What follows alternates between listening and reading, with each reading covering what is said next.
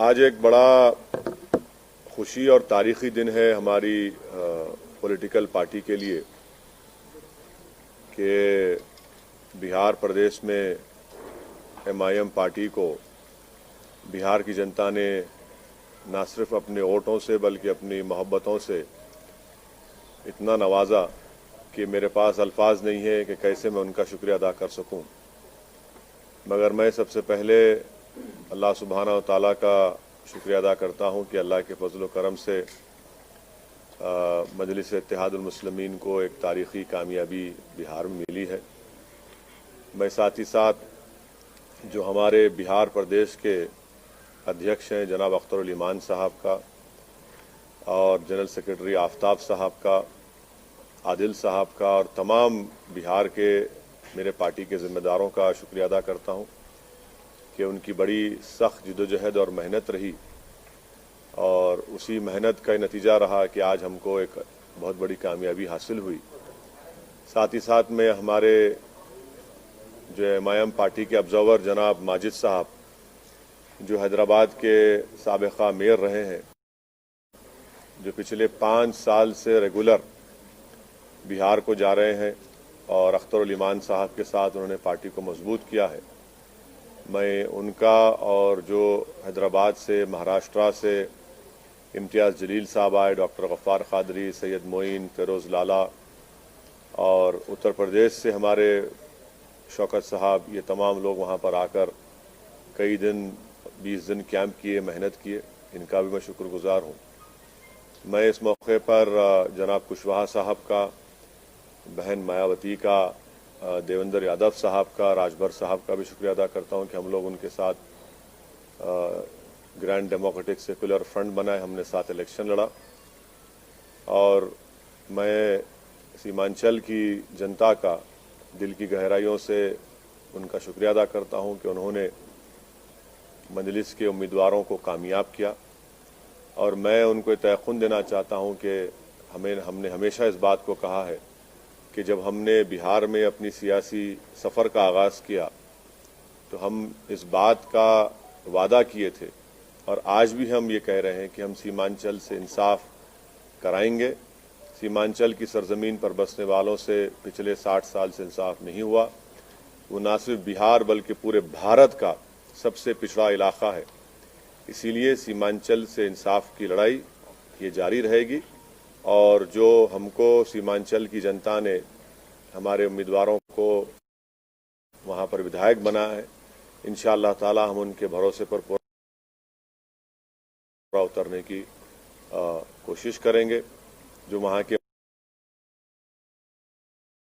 मसाइल हैं, जो वहां का बैकवर्डनेस है, जो वहां पर बाढ़ आने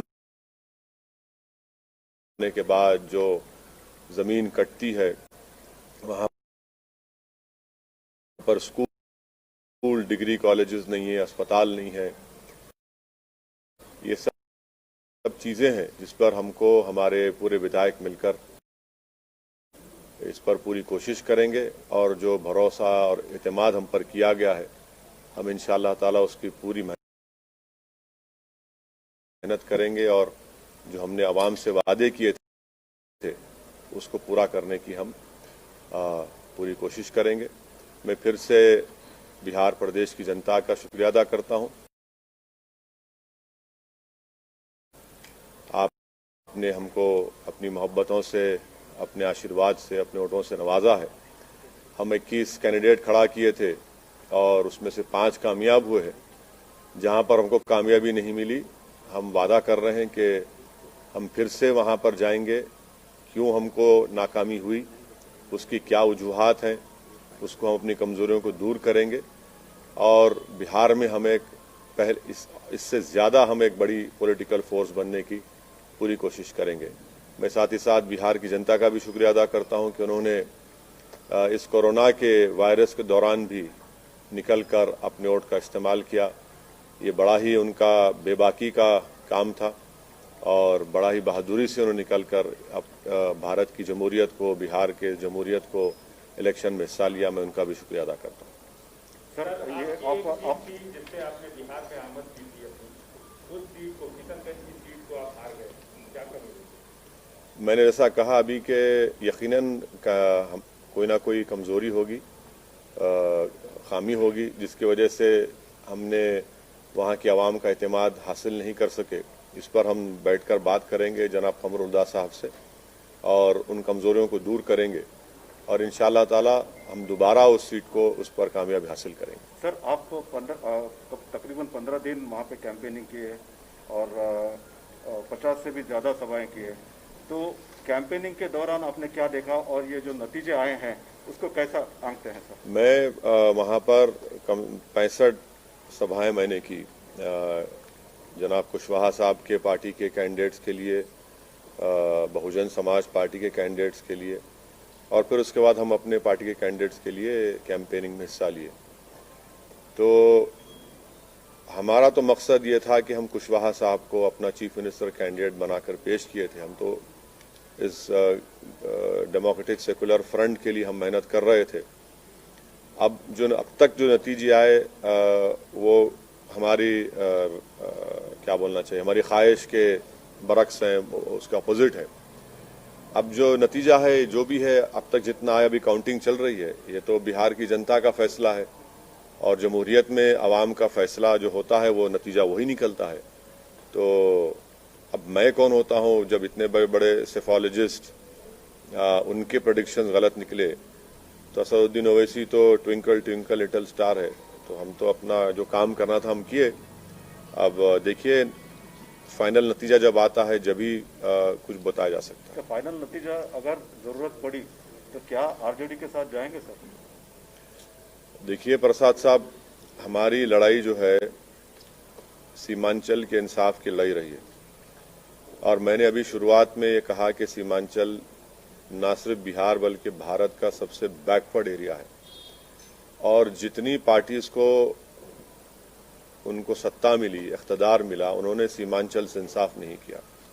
मिसाल के तौर पर जितने एजुकेशन इंस्टीट्यूट्स हैं वो या तो पटना, नालंदा या फिर दरभंगा के अतराफ में बनाए गए। एम्स लाया गया तो सीमांचल को उससे महरूम कर दिया गया। एक गवर्नमेंट का अस्पताल सीमांचल में नहीं है। हर साल बाढ़ की वजह से हजारों एकड़ जमीन कट जाती है, फसल बर्बाद हो जाती है और फसल का उनको मुआवजा जो 3 डिसमिल जमीन मिलना या उसका मुआवजा मिलना वो नहीं मिलता। सबसे ज्यादा पलायन वहां के नौजवान दिल्ली, हरियाणा, पंजाब जाकर वहां के खेतों में काम करते हैं। तो इसलिए हमारे लिए सीमांचल का डेवलपमेंट और मैंने आपको याद दिलाना चाहता हूं कि बहैसियते मेंबर ऑफ पार्लियामेंट मैंने एक प्राइवेट मेंबर्स बिल भी पार्लियामेंट में दिया था कि आर्टिकल 371 के तहत एक रीजनल डेवलपमेंट काउंसिल बनाया जाए, जिस तरह हैदराबाद कर्नाटक रीजन में बनाया गया था, क्योंकि जब तक वो बनता नहीं उस इलाके से इंसाफ नहीं होगा। तो सीमांचल के इंसाफ की लड़ाई हमारे लिए बहुत अजीज है, बहुत करीब है और हम उस लड़ाई को जारी रखेंगे। आपके सवाल का जवाब उसी वक्त दिया जा सकता है जब पूरे रिजल्ट सामने आ जाएंगे, किस पार्टी के पास कितने एमएलएस जीते, उसके बाद हम फैसला लेने के मौक़िफ़ में रहेंगे। मगर मैं आपको इतना बताऊंगा कि हमारे जो 5 एमएलएस हैं और हमारे जो बिहार प्रदेश के अध्यक्ष जनाब अख्तर इमान साहब, मैं उनसे भी बात करूंगा, उनसे भी हम लोग बात करके उनसे पूछेंगे, उनका मशवरा लेंगे और उसके बाद जब सामने पूरे नतीजे आएंगे वो देखकर फिर कुछ फैसला लिया जाएगा। अभी अभी अभी अभी अभी इस पर मैं कैसे बताऊंगा? अब देखिए इफ्स एंड बट्स में मत बात करिए, जब पूरा नतीजा सामने आ जाएगा। अभी भी काउंटिंग चल रही है, अभी 60-70 लाख वोट अभी काउंटिंग होना बाकी है। तो हर पार्टी के पास कितने एमएलएस हैं, कौन वो मैजिक नंबर 122 को पार करता है, वो देखना पड़ेगा।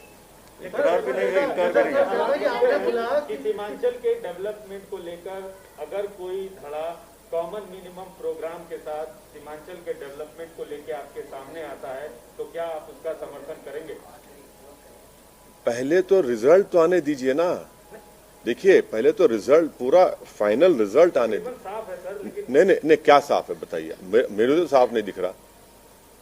अभी तक तो कोई साफ ही नहीं है। अभी तक तो कोई ये कभी इधर कभी उधर, यकीनन क्लिफ हैंगर होगा, बट नतीजा तो आने दीजिए, फिर बात करते हैं। मैं आपसे क्या कह रहा हूं कि मैं हमारे बिहार के अध्यक्ष और एमएलए हम सब बैठेंगे, बात करेंगे, उसके बाद कोई फैसला करेंगे। कितना हमको नहीं बोला गया, क्या क्या नहीं बोला गया, कि अगर पूरे 5 साल में अगर किसी पॉलिटिशियन को अगर गाली दी गई है, तो अगर आप टॉप 3 निकालेंगे तो टॉप 3 में हमारा नंबर आएगा। क्या क्या आपने कुछ बाकी नहीं रहा ना बोलने के लिए। अब तो बी टीम, सी टीम, वोट कटवा, पैसे लेते हैं, फुला करते हैं।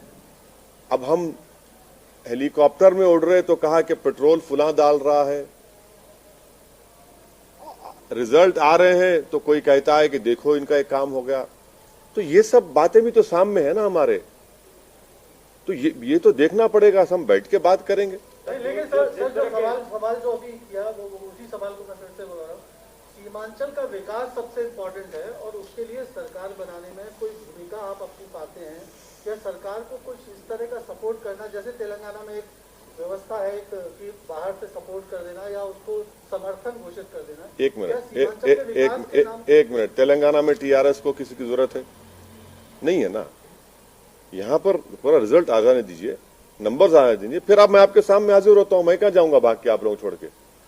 हम तो आपके दरमियान में रहते हैं, जवाब देंगे जब आपको पूरा फाइनल रिजल्ट तो आ जाने दीजिए। फाइनल रिजल्ट आने दीजिए, फिर हम बताएंगे आपको। सरकार बनाने की भूमिका से अभी आप बाहर नहीं हैं। नहीं, अरे देखिए ना कि रिजल्ट जब आएगा जब ही तो हम आपके सवाल का जवाब दे पाएंगे।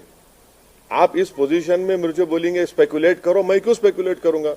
मैं तो आपके सामने जब फाइनल रिजल्ट आ जाएगा आपको भी अंदाजा होगा, मुझे भी अंदाजा होगा, तब फैसला करेंगे। सर, आपका मकसद हमेशा बीजेपी को रोकना रहा है और आप उसके लिए एड़ी चोटी किए रहते हैं, लेकिन चलिए आपका शुक्रिया बहुत बहुत, कम से कम आप तो समझे।